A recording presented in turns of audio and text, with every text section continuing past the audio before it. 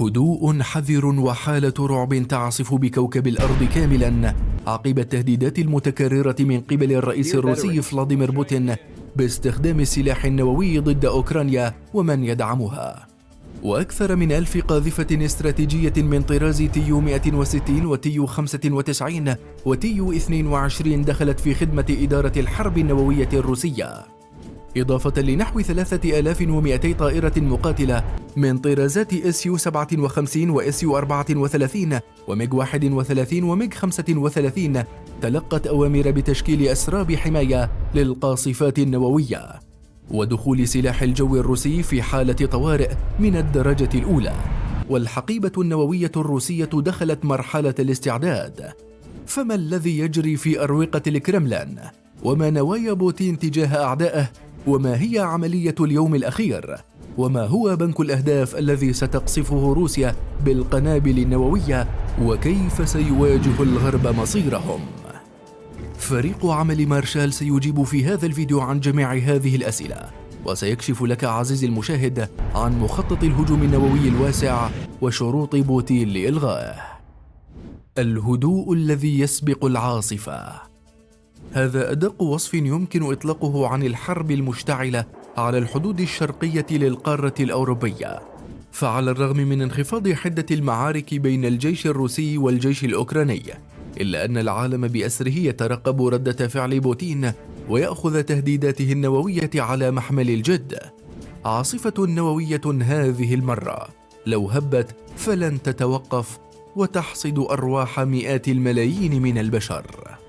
الخلاف اليوم ليس كما البداية، إنما لأجل 4 أقاليم أوكرانية هي لوغانسك ودونتسك وخيرسون وزابورجيا، والتي تساوي مساحتها مساحة دولة كالنرويج أو إيطاليا أو البرتغال. انتزعها بوتين تحت رماح الحرب والسياسة، وأصبحت أقاليم روسية ينص الدستور على حمايتها من غزو الجارة كييف، حتى لو شنت روسيا هجمات نووية ضد الولايات المتحدة الأمريكية وألمانيا وفرنسا وبريطانيا وكافة الدول الأعضاء في حلف الناتو التي تدعم أوكرانيا عسكرياً. بوتين لا يقبل الهزيمة، وحربه مع أوكرانيا انتقلت من حرب على ولاءات إقليمية إلى حرب وجودية، حرب تدور رحاها خارج حدود روسيا الجغرافية، لكن خسارتها ستجعل من موسكو مقاطعة ألمانية كما كان يخطط هتلر قبل 70 عاماً. ولنكون أكثر وضوحاً، ولنتحدث بكل تجرد عن سيناريو خسارة روسيا في هذه الحرب. بداية، لن تكون روسيا بعد خسارتها قوة عظمى وفزاعة عسكرية ترعب شطري كوكب الأرض، ولن تكون الإمبراطورية القيصرية سوى جزء من صفحات كتب التاريخ، وستقبل بواقع عسكري تفرض شروطه وأجنداته الدول التي تحارب أوكرانيا بالنيابة عنها. أما الضربة الأقل كلفة فسوف يشهد سوق الأسلحة الروسية كسادا قاتلا، بعد أن كانت دول الشرق والغرب تتسابق لنيل حصة منه.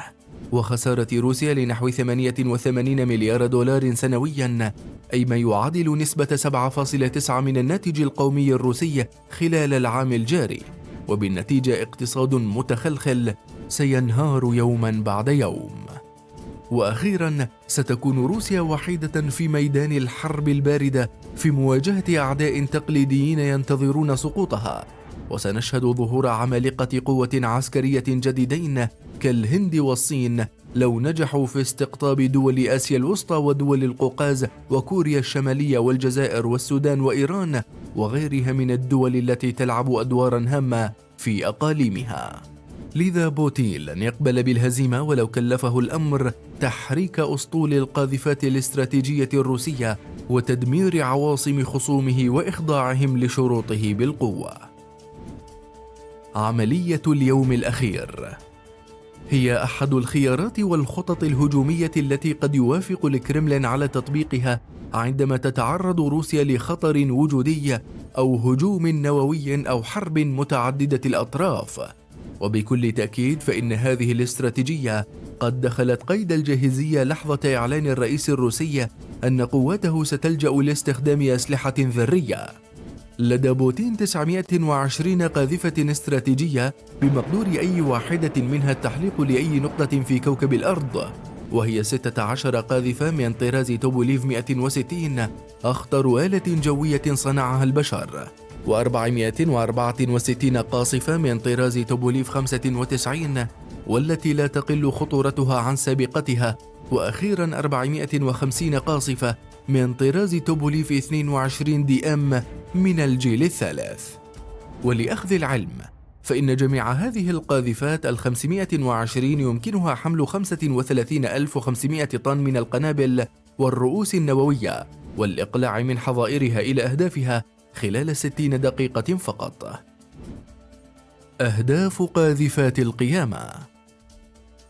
لدى روسيا بنك أهداف نووي افتراضي يتم تحديثه بشكل دوري منذ الحرب العالمية الثانية وحتى اليوم، ويشمل بنك الأهداف 51 ولاية أمريكية بما فيها مبنى البنتاغون والبيت الأبيض والمرافئ والمطارات ومحطات توليد الطاقة واتجاه القواعد الأمريكية والأساطيل البحرية المنتشرة حول العالم، كذلك اتجاه العواصم والمدن الأوروبية والمطارات العسكرية والمدنية الأوروبية والمضائق المائية. ولا يستثني بنك الأهداف المرافق العسكرية للدول المقربة من الغرب كدول منطقة الخليج العربي والمغرب واليابان وكوريا الجنوبية وتايوان وإسرائيل وكندا وأستراليا وعدد من دول أمريكا الجنوبية وإفريقيا، بحيث لا يتمكن العدو التقليدي لروسيا من استخدام أي من قواعد الحلفاء لتنفيذ هجمات انتقامية. من غير المعروف عدد الأهداف الحقيقي الذي يتضمنه البنك النووي الروسي، لكن معروف عنه تقسيمه إلى قطاعات، منها ما سيتم استهدافه بواسطة الصواريخ الباليستية، ومنها ما سيتم استهدافه بواسطة الغواصات، ومنها ما سيتم قصفه جواً. وهذا ما سنتحدث عنه الآن: أسطول القاذفات وقدراتها ومواصفاتها وحمولتها، بداية من الأكثر خطراً وأكبرها حمولة حتى الأصغر. البجعة البيضاء تيو 160 هي واحدة من أضخم الطائرات الحربية حول العالم وأكثرها جمالاً ورعباً. قاذفة استراتيجية بعيدة المدى نووية وفوق صوتية، ووجودها في أجواء دولة غير صديقة نذير شؤم وخراب وإشعاع. المواصفات العامة والأداء.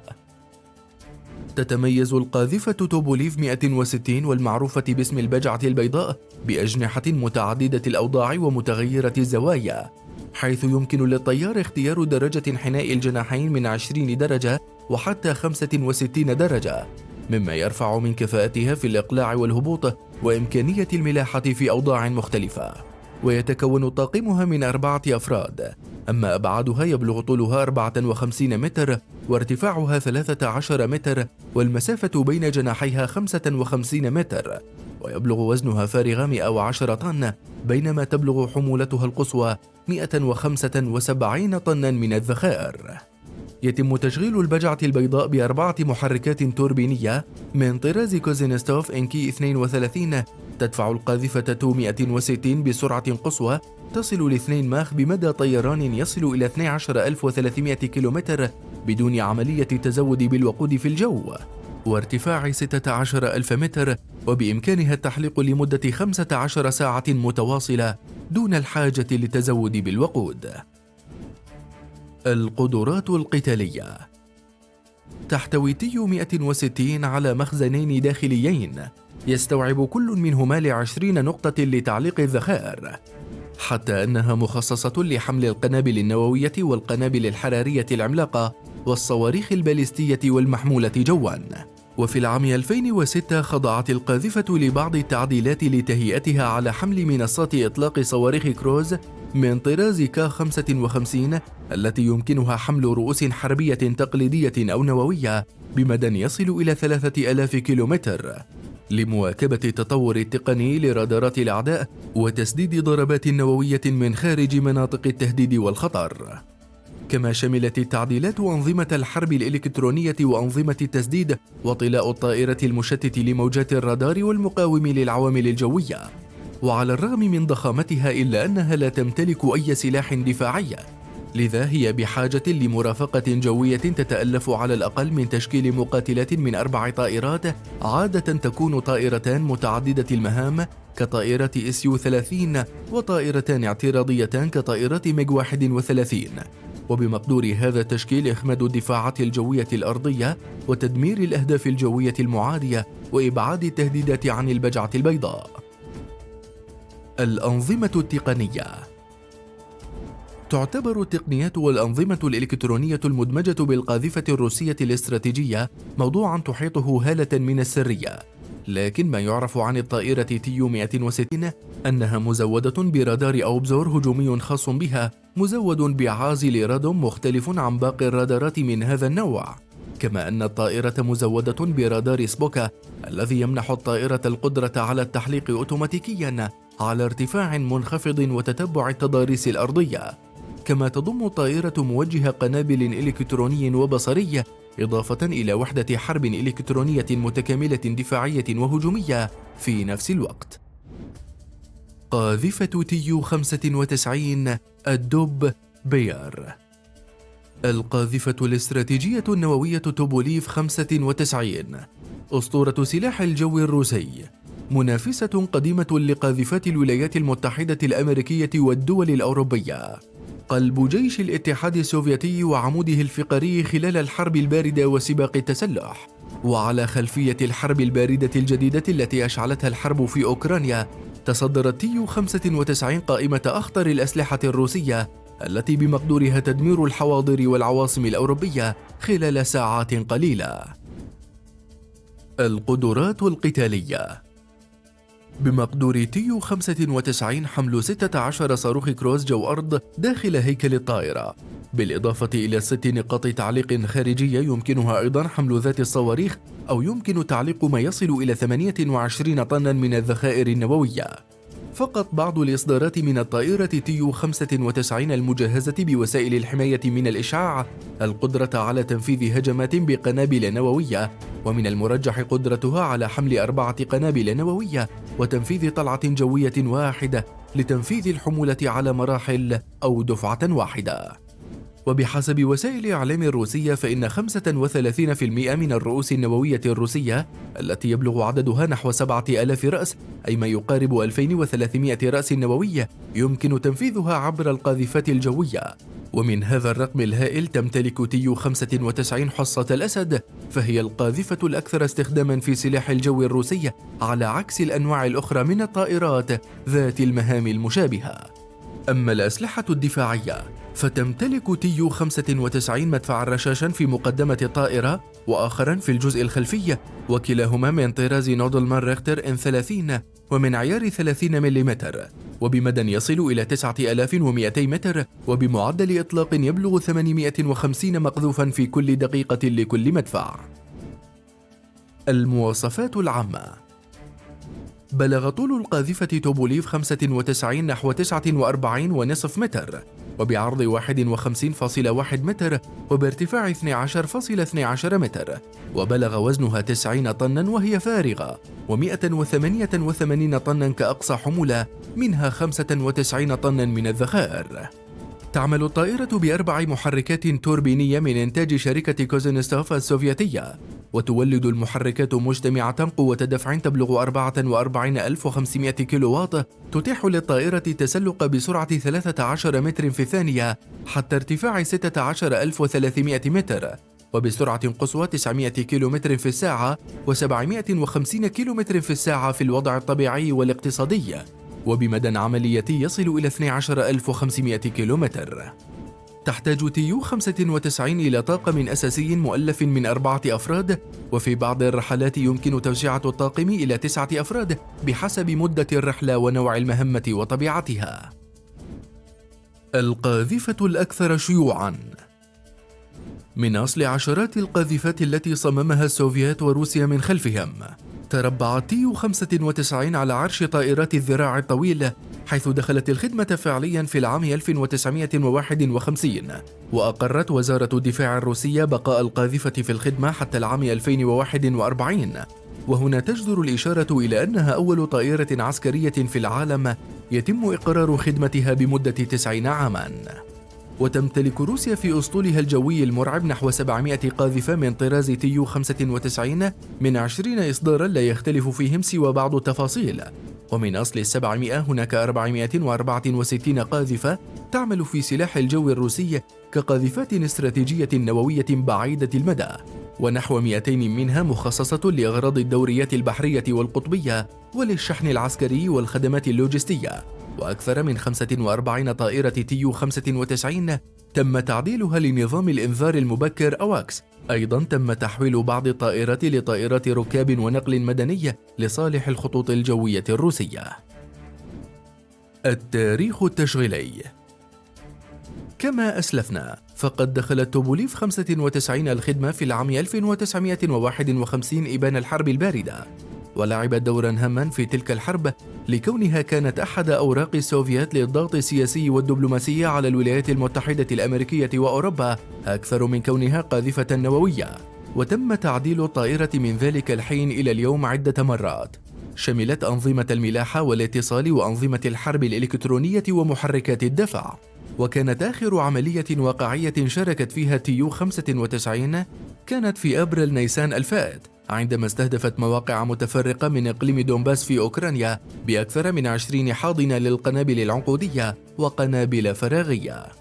وفي 17 من نوفمبر من عام 2015 استخدمت روسيا عدة قاذفات استراتيجية بعيدة المدى من طراز تيو 95 في توجيه ضربات لفصائل الثورة في سوريا، كما أن واحدة من هذه الطائرات لا تزال تعمل في قاعدة حميميم الروسية في الساحل السوري كطائرة أواكس حتى اليوم، وطائرة أخرى تجري عمليات المسح الأرضي والتجسس.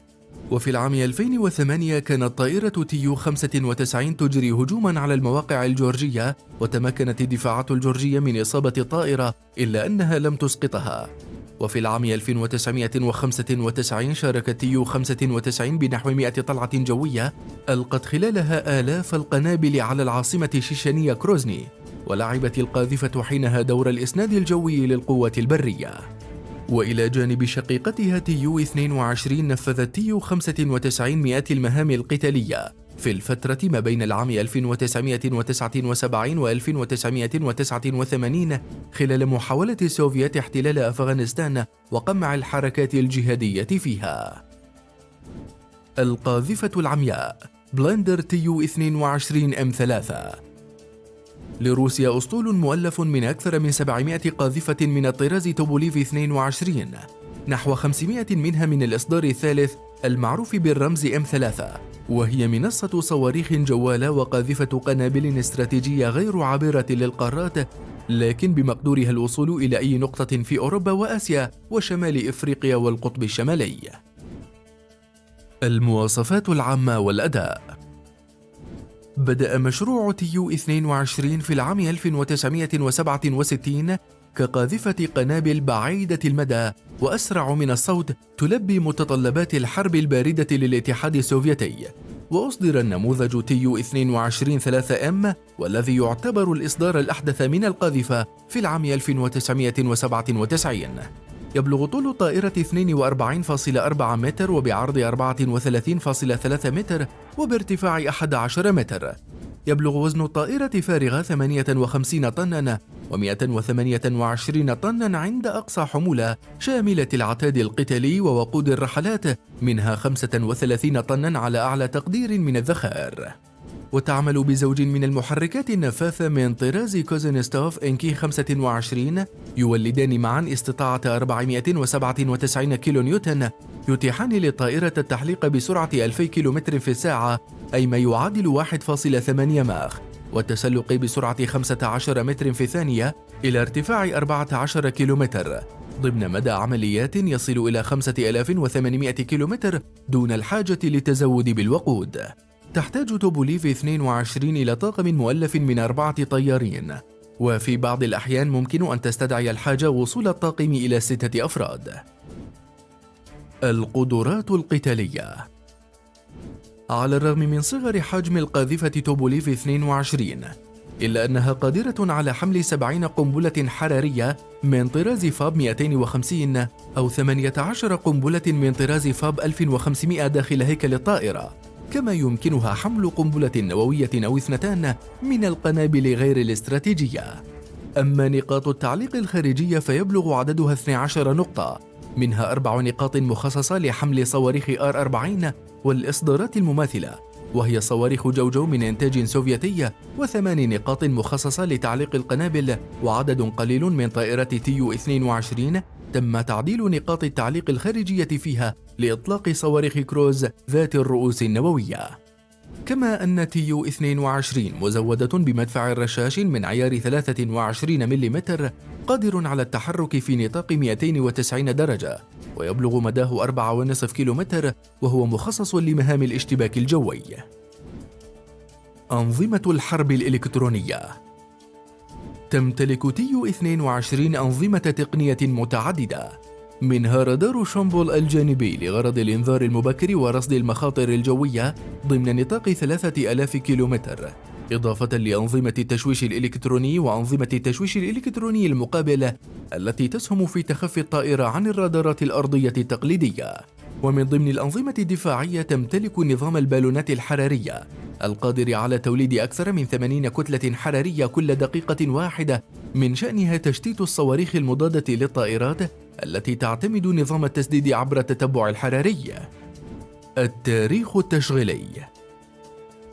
آخر عملية واقعية شاركت فيها TU-22 كانت في أبريل نيسان الفائت، عندما استهدفت أطراف مدينة ماريوبول في أوكرانيا بأكثر من 20 حاضنة للقنابل العنقودية. كما أجرت طائرة TU-22 في ذات الفترة عملية استفزاز على طول الأجواء المشتركة بين روسيا وفنلندا.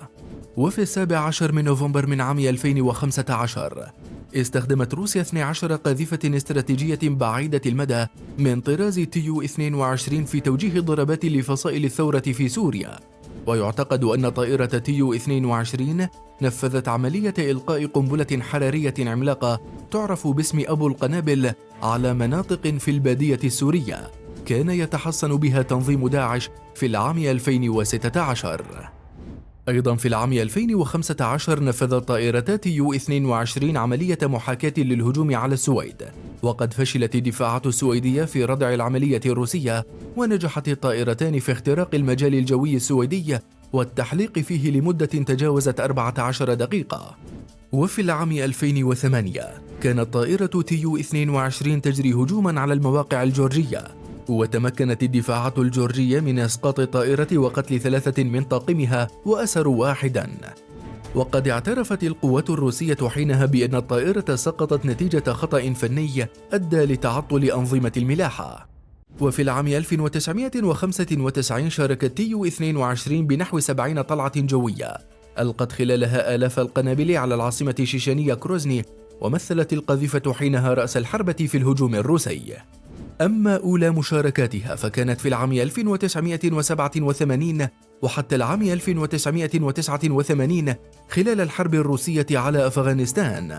وأفادت بعض الأبحاث العسكرية أن قاذفات TU-22 أجرت أكثر من 900 طلعة جوية استهدفت مواقع المجاهدين الأفغان، ودمرت خلال تلك الهجمات التحصينات الجبلية والكهوف التي لم تستطع الطائرات الحربية المقاتلة تنفيذ هجمات دقيقة تجاهها.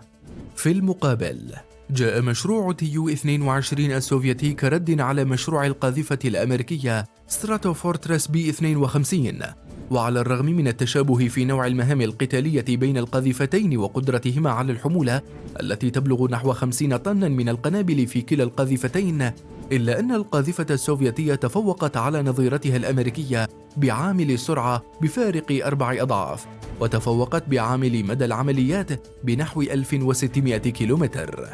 بينما فشلت TU-22 في الحصول على التقنيات الحديثة كما في القاذفة الأمريكية، وعلى وجه الخصوص أنظمة الاستهداف والتسديد الدقيق، لذلك لم تلقى رغبة من زبائن المعسكر الشرقي في امتلاكها لكونها تفتقر للدقة في الإصابة، مما يعني إنفاق الكثير من الأموال والمجازفة بقاذفة بعيدة المدى لمجرد القصف العشوائي. ولعلها صنعت خصيصا لغرض القصف العشوائي، فمن المعروف عن الجيش الروسي اتباعه سياسة الأرض المحروقة في عملياته القتالية. أسلحة الدمار الشامل. تنقسم القنابل النووية إلى قسمين: الأول القنابل النووية التكتيكية، والثاني القنابل النووية الاستراتيجية. والقنبلة الهيدروجينية الغير إشعاعية هي الأخطر. وقبل أن نتابع الشرح، أتذكرون قنبلة ليتل بوي التي ألقتها الولايات المتحدة على هيروشيما اليابانية؟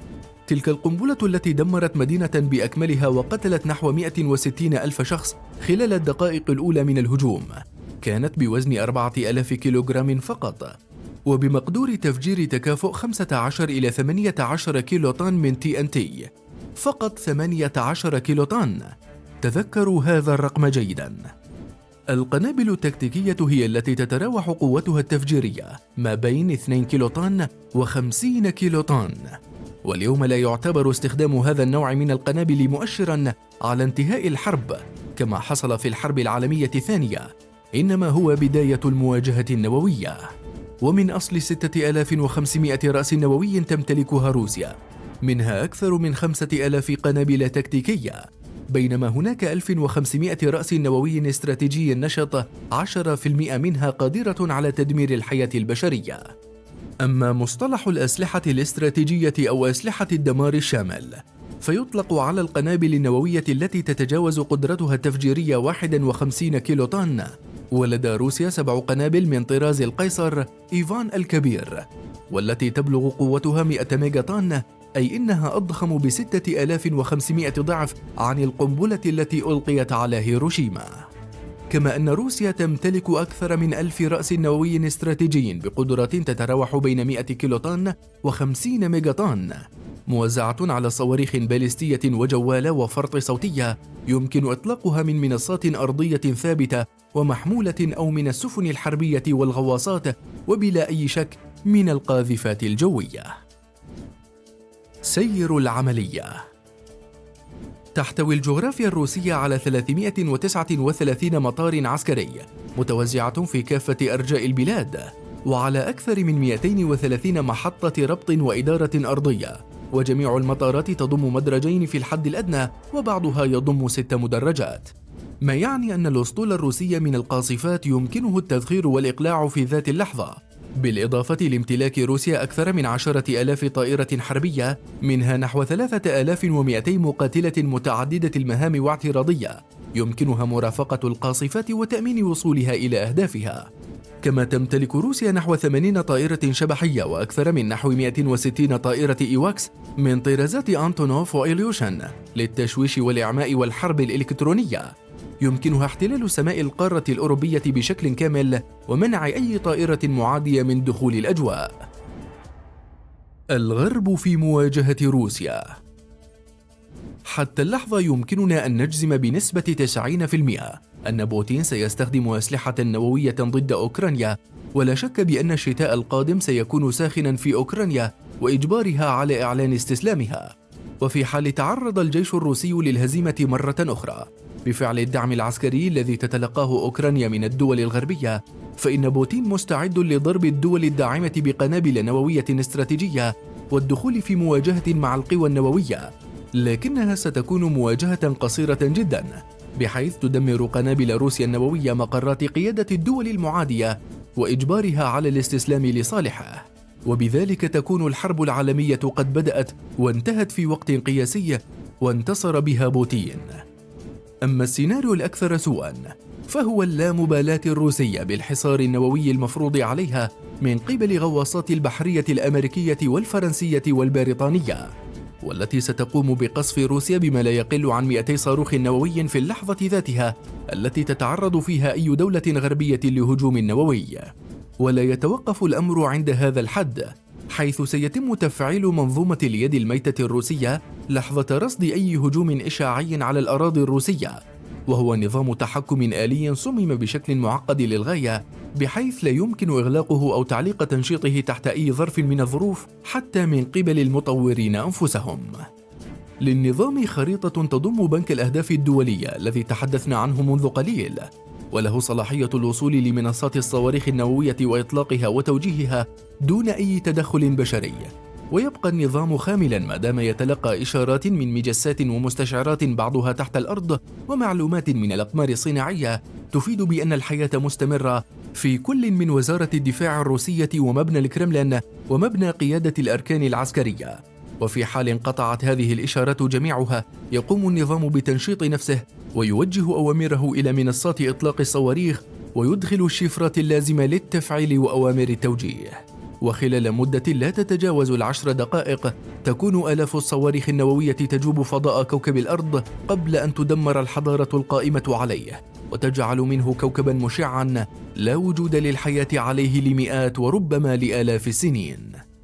باختصار، نظام اليد الميتة هو نظام انتقامي بشكل بحت يقوم بتدمير الكوكب عندما تفشل روسيا في حماية نفسها أو تخسر أي حرب أو تتعرض لهجوم نووي يمنع القيادة العسكرية الروسية من مواصلة عملها. نظام ينتقم من الأعداء المنتصرين ومن الأصدقاء المتخاذلين على حد سواء. ولإلغاء هذا الخيار اشترط بوتين وقف الإمدادات العسكرية الغربية لأوكرانيا واعتراف أوكرانيا وداعميها بالأقاليم الأربعة كجمهوريات مستقلة ذات سيادة.